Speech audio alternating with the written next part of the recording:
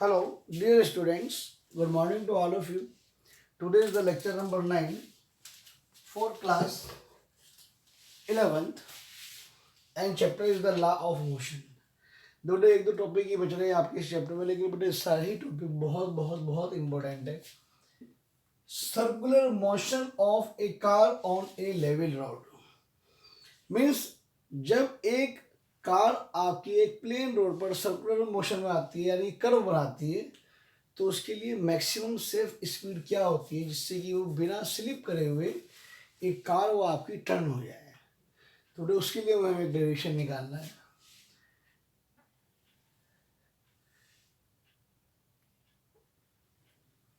तो मान लीजिए बेटे ये आपके पास एक कार है.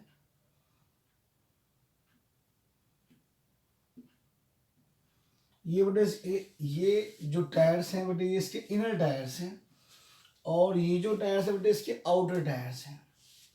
ठीक है ना. मान लीजिए बेटे इसका जो आपके पास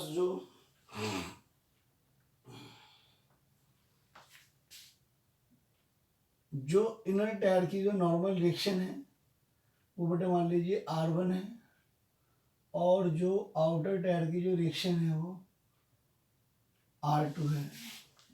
करेक्ट. और इसका जो टोटल जो वेट है वो वर्टिकली डाउनवर्ड है WG=M×G. अब तो बेटे जब ये कार टर्न होगी, जब ये कार आपके पास बेटे टर्न होगी तो बेटे ये कर्व बनाएगी. तो कर्व बनाएगी बेटे मान लीजिए इसका जो सेंटर है इस कर्व का वो O है. तो बेटे यहाँ से लेकर आपके पास यहाँ तक का जो डिस्टेंस हो गया बेटे वो R हो गया.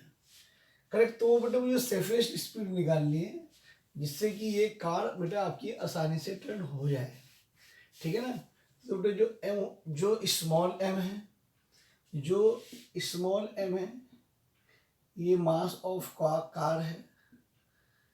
जो R1 है ये नॉर्मल रिएक्शन है of inner tyre. Inner tyre बेटे उसको कहा जाता है, इनर टायर्स को कहते हैं बेटे जो सड़क के एक किनारे पर होते हैं और सड़क के जो बीच की तरफ होते हैं वो उसको कहते हैं बेटे हम आउटर टायर. यानी कि बेटे एक अगर कार की बात करें तो बेटे हमारे पास दो इनर टायर हैं, एक टायर के पीछे एक टायर है. तो एक ये इनर टायर हो गया और बेटे ये आउटर टायर हो गया. करेक्ट. और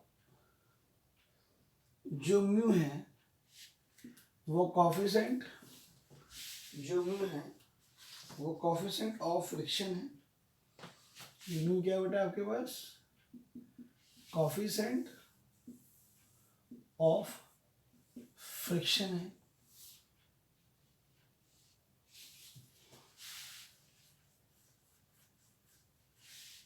जो F1 है वो फ्रिक्शनल फोर्स है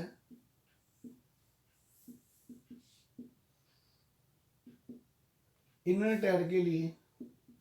और जो F2 है, जो F2 है वो फ्रिक्शन फोर्स है बेटे आउटर टायर के लिए. ओके. तो बेटे जो इसकी जो डायरेक्शन है ये मान लीजिए बेटा आपके पास F2 है इनर आउटर टायर की और इसकी जो है वो F1 है. बेटे दोनों की तो वो जो फोर्स की जो डायरेक्शन होगी ना वो किधर की तरफ होगी towards the centre of circular path होती है. ठीक है ना बेटा. अब देखो बेटे जो हमारे पास जो नॉर्मल रिएक्शन है उसका जो R1 + R2 होगा बेटे वो क्या होगा हमारे पास M×G होगा. ठीक है ना.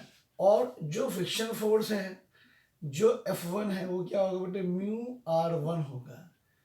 ठीक है ना. और जो F2 होगा बेटे वो क्या होगा μR2 होगा. बेटे कोएफिशिएंट ऑफ फ्रिक्शन दोनों टायर के लिए सेम ही होगा. ठीक है ना. अब देखिए बेटे जो आपके पास अब बेटे हमें जब ये टर्न हो रही थी बेटे हमें रिक्वायर्ड सेंटीमीटर फोर्स भी चाहिए. तो जो रिक्वायर्ड सेंटीमीटर फोर्स होगी बेटे वो इसके टायर्स देंगे हमें. तो वास्तव में किसी भी ऑब्जेक्ट को टर्न करने के लिए मिनिमम सेंटीमीटर फोर्स जरूर चाहिए. अगर वो फोर्स नहीं मिलेगी तो कोई भी ऑब्जेक्ट टर्न नहीं हो सकता. इट मीन जो सेंटीमीटर फोर्स मिलेगी वो टायर और रोड के बीच में जो बेटे फ्रिक्शनल फोर्स है वो उससे मिलेगी हमें.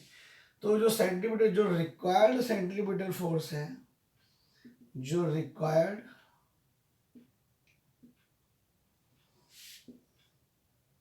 सेंटीमीटर फोर्स है बेटे F1 प्लस F2 जो होनी चाहिए, इन दोनों फोर्स से मिलेगी, वो बेटे आपके पास mv²/r। ये क्या होगा बेटे, ये आपके पास हो गई सेंटीमीटर, ये बेटे क्या होगी सेंटीमीटर फोर्स।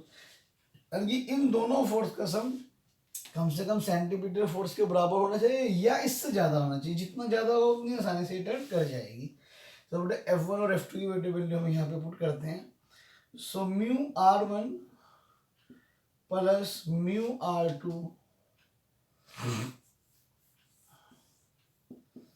m/v²/r, correct. अब बेटे म्यू को बेटे हम कॉमन ले लेते हैं, तो r1 plus r2 less than greater than mv²/r। इस r1 प्लस r2 की जो वैल्यू बेटे वो हमारे पास mg है, तो ये हो गया mu mg is less than greater than, ठीक है ना। तो बेटे ये अब जो हो जाता है हमारे पास, ठीक।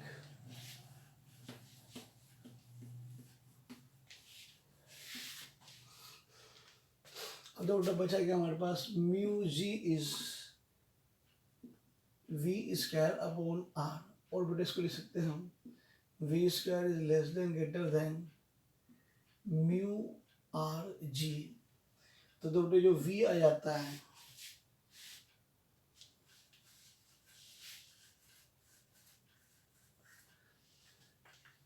बल्कि बेटे उल्टा साइन हो जाएगा, तो जो v आ जाता है बेटे रूट म्यू आर जी, ठीक है ना। तो बेटे हमें कम से कम जो मिनिमम सेफ स्पीड है, जो मिनिमम जो सेफेस्ट स्पीड हो गई बेटे वो हमारे पास v मिनिमम जो हो गई बेटे कम से कम रूट म्यू आर जी के बराबर होनी चाहिए। अगर बेटे ये स्पीड नहीं होगी तो 100% कोई भी साइकिल वाला होगा, कोई भी गाड़ी वाला होगा, वो कभी भी टर्न नहीं कर पाएगा। ओके, तो बेटा ये आपके पास सेफेस्ट स्पीड का डेरिवेशन हुआ।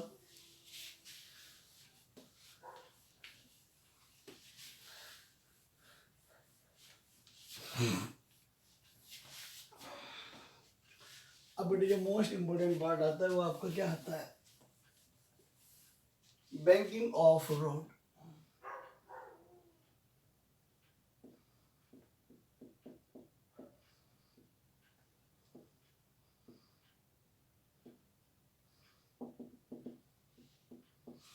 बेटे बैंकिंग ऑफ रोड क्या होता है बेटे, क्यों इसकी जरूरत पड़ती है, ठीक है ना। तो बेटे जो बैंकिंग ऑफ रोड होता है बेटे क्या होता है, देखिए बेटा अगर मान लीजिए बेटा आपके पास ये एक रोड है, सड़क है बेटा आपके पास, तो बेटा ये तो देखो बेटा इसके इनर एज हो गई और ये इसकी आउटर एज हो गई, ठीक है ना। जब हम बेटे इनर एज के रेस्पेक्ट में आउटर एज को थोड़ा सा उठा देते हैं, इनर एज के रेस्पेक्ट में जब हम आउटर एज को थोड़ा सा लिफ्ट कर देते हैं, तो उसको कहते हैं बेटे एंगल ऑफ, इसको कहते हैं बेटे banking of road. What is it's necessary, banking of road क्यों करा जाता है, तो बेटे बैंकिंग ऑफ रोड को जो करने का कारण होता है वो ये होता है कि बैंकिंग ऑफ बेटे हमें टायर और रोड से जो फ्रिक्शन फोर्स मिलती है, उससे जो टायर्स होते हैं बेटे उनका वियर एंड टियर लॉसेस ज़्यादा होता है। अगर जो रिक्वायर्ड सेंटीमीटर फोर्स है सारी की सारी बेटे आपको टायर और रोड से ना मिलकर कुछ और अलग से मिल जाए, तो आपके पास फ्रिक्शन फोर्स टायर और रोड के बीच में कम हो जाएगी, जिससे क्या होगा बेटे वियर और टियर जो होगा यानी कि टूट फूट या लॉसेज जो होगी बेटे वो हमारे रिड्यूस हो जाएंगे। यही कारण होता है जब हम बैंकिंग ऑफ रोड का इस्तेमाल करते हैं, यहाँ पर टर्न होता है, तो आपके पास जो हॉरिजॉन्टल कंपोनेंट फोर्स होता है नॉर्मल डायरेक्शन का, वो हमें नेसेसरी बैंकिंग ऑफ रोड के लिए बेटे नेसेसरी हमें सेंटीमीटर फोर्स देता है, जिससे कि हमारे पास टायर और रोड के बीच में हमारे पास क्या ना बेटे जो आपका वो होता है वो हमारा रिड्यूस हो जाता है। अब बेटे मान लीजिए आपके पास बेटे ये आपके पास क्या है, अब मान लो बेटे इनर एज के रेस्पेक्ट में हमने बेटे उस जो आउटर हमारे पास सड़क थी बेटे, हमने उसको एंगल थीटा पर हमने उसको लिफ्ट कर दिया। तो मान लो बेटे थोड़ी देर के लिए ए बी सी, यानी कि बेटे एच क्या हो गई, तो हो गई बेटे रेज्ड हाइट हो गई है। क्या हो गई, रेज्ड हाइट हो गई। और मान लिया बेटे ये आपके पास बेटे ये हो गया सेपरेशन डी। तो जो थीटा हो गया ना बेटे, एंगल बी ए सी इजिकल जो थीटा होगा, ये क्या होगा बेटे, is the angle of banking of road. ये क्या होगा बेटे, angle of banking of road. ठीक है ना। अब देखो बेटे मैं आपको डेफिनेशन लिखवा रहा हूँ, आप लोग नोट डाउन कर लेंगे बेटे, उसको अपने स्टेटमेंट में लिख लेंगे आप उस कॉपी में।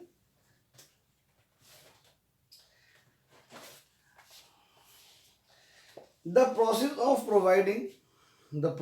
providing the inclination to the road at the curved part, that is raising the outer edge of curved road above the inner edge, is called banking of road. Reason क्या होता है बेटे, ये क्वेश्चन में बहुत पूछा जाता है, why we use banking of road. तो बेटे बैंकिंग ऑफ रोड को जो यूज करा जाता है टायर और रोड के बीच में, जो आपके पास टायर और रोड के बीच में जो बेटे फ्रिक्शन फोर्स होती है बेटे, उसी को रिड्यूस करने के लिए बेटे इसका यूज करा जाता है। अब तो बेटे हमें बैंकिंग ऑफ रोड के लिए स्पीड का एक डेरिवेशन निकालना होता है, जो पेपर में जरूर जरूर जरूर आएगा आपका, 100% आएगा ये क्वेश्चन में।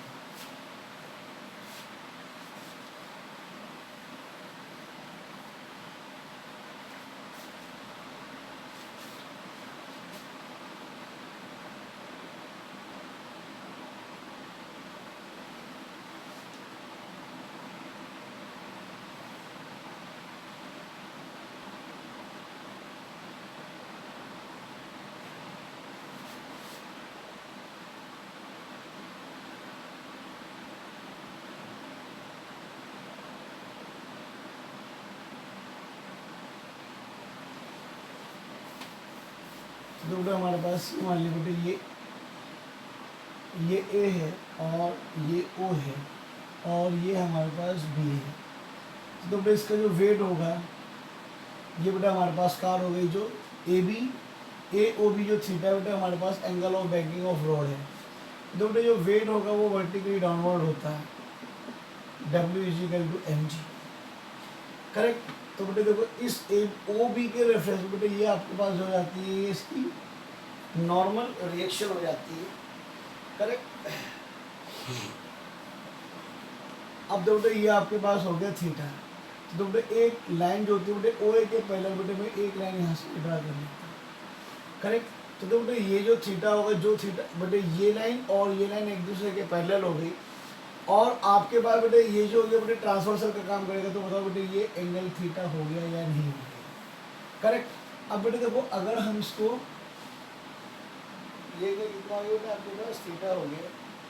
करेक्ट। अब तो बेटे अगर मैं इसी को आगे बढ़ा देता हूँ, अब बेटे ये जो एंगल है हमारे पास, ये जो एंगल है वो थीटा है, तो ये थीटा है तो ये भी थीटा होता है, और ये इसका वर्टिकल अपोजिट एंगल हो गया थीटा।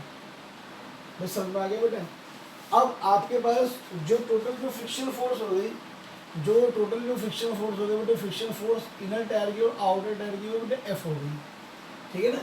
जो एफ हो गई क्या हो गई बेटे टोटल, यानी फ्रिक्शन फोर्स हो गई टायर होती है फ्रिक्शनल, ये हो गई बेटे फ्रिक्शनल फोर्स ऑफ टायर। ठीक है ना। अब तो बेटा इसका जो जब कर्व बनेगा तो बेटा इसका भी एक सेंटर होगा। ये बेटे मान लीजिए बेटे इसका जो कर्व का रेडियस है बेटे वो आपके पास मान लीजिए बेटे आपके पास सी है। करेक्ट। अब तो बेटे जब ये आर है तो बेटे ये जो नॉर्मल कंपोनेंट है, ठीक है ना, जो नॉर्मल रिलेशन है बेटे इसको हम दो कंपोनेंट में तोड़ते हैं। तो बताओ बेटे ये जो होगा बेटे वो आर कॉस थीटा होगा या नहीं होगा, और बताओ बेटे ये जो होगा वो आर साइन थीटा होगा या नहीं होगा। अब इसी प्रकार से बेटे देखो ये फोर्स इसके साथ एंगल थीटा बना रही है, इसको बेटे हम दो कंपोनेंट में तोड़ सकते हैं। ठीक है ना। इसको बेटे मान लीजिए बेटे मैंने तोड़ा ये तो हो गया बेटे एफ कॉस थीटा और बेटे ये हो गया आपके पास एफ साइन थीटा।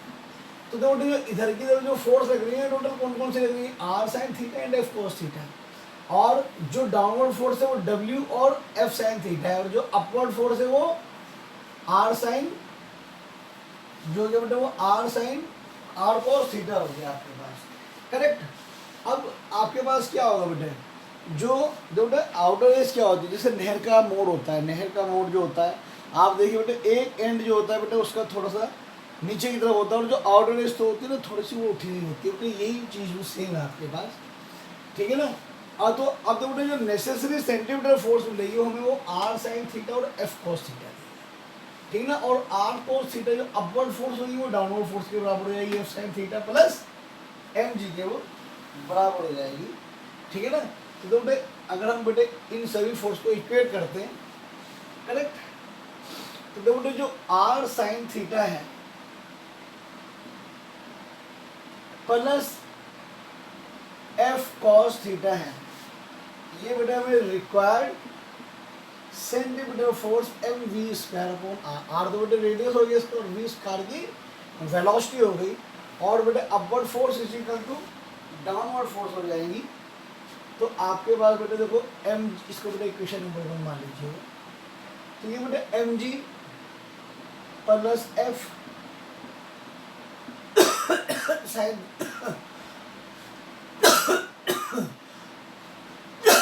इसी करके क्या हो जाएगा बेटे आर कॉस थीटा हो जाएगा। और बेटे देखो इसको हम आर कोस थीटा माइनस का F sine theta is equal to M into G हम लिख सकते हैं, करेक्ट। अब बेटे इक्वेशन नंबर 1 को हम बेटे इक्वेशन नंबर 1 को इक्वेशन नंबर 2 से हम डिवाइड कर देते हैं, तो ये क्या बन गया बेटे R sine theta plus F cos theta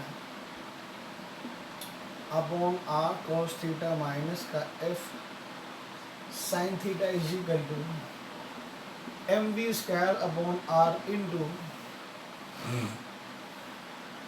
तो आपके पास ये जो है बेटा 1 अपॉन एम जी, तो बेटे एम जी से एम कट गया, बचा क्या बेटा आपके पास V square upon are G, correct. बेटे एज जो एफ होता है, जो एफ होता है वो म्यू आर होता है, और आर इज इक्वल टू क्या है बेटा हमारा, और जो म्यू है वो आपके पास एफ जो हो गया बेटे म्यू आर कॉस, जो F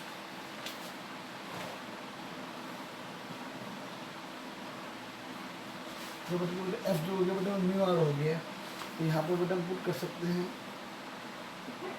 R sine theta plus mu R cos theta and R cos theta minus का mu R sine theta is equal to we square upon R G.